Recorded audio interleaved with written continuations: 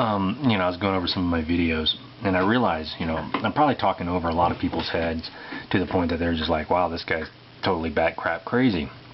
But when I talk about the person, and if you were to ask the average human, or you can, whatever you want to call yourself,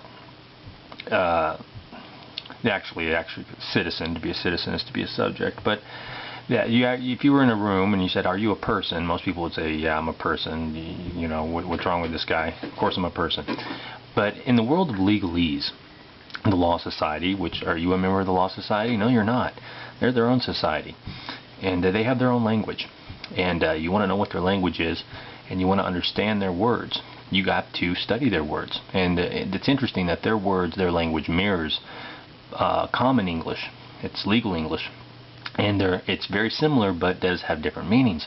And if you go out and get yourself a Black's Law or Bovier's, I would recommend to somebody who is just barely getting into this, starting to raise their awareness, newly getting into this, I wouldn't recommend the 7th edition, which I believe is the most recent. There might be an 8th, but the 7th is much more cryptic, I found. It says the same thing, but it's more cryptic, and it's harder for the newly awakening mind to understand. 3rd, 4th, 5th, these 6th edition, these editions are a little more straightforward. And you will find that the definition of person is not exactly what you think. In the world of legalese, in the Law Society, the word person is a legal fiction corporate entity, and it is, and as you identify yourself as the person, because you do not understand that you own a person, you are not a person, that it is thou they get the jurisdiction and apply all of their statutes and acts, their rules upon you, because you're identifying yourself as a legal fiction. And you talk about rights. Well, legal fiction can't have rights. It's a creation of the mind. If you want your rights, you have to stand on your sovereignty, you have to stand on your God-given rights, and remove yourself from the person. You have to start learning how to make this distinction. It's been hidden from you to manipulate you and defraud you and ultimately profit from you. So I just want to throw that out there, because I'm watching my videos and I'm like, oh wow, people aren't going to get this.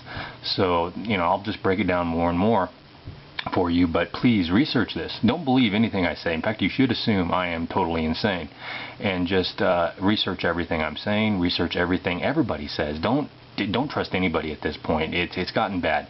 We're so competitive. So the system has turned us all against each other in such a predatory way that ultimately you really can't trust a lot of people. A lot of people aren't very spiritual. Ultimately, when you get right down to it, they're going to serve the needs of the flesh, and they're not going to, they will stab you in the back. So just educate yourself, and just assume, don't assume people are bad, but just assume that they're lying to you, or they don't know what they're talking about. They're maybe just going along, they're just saying whatever just to make some money. They don't care.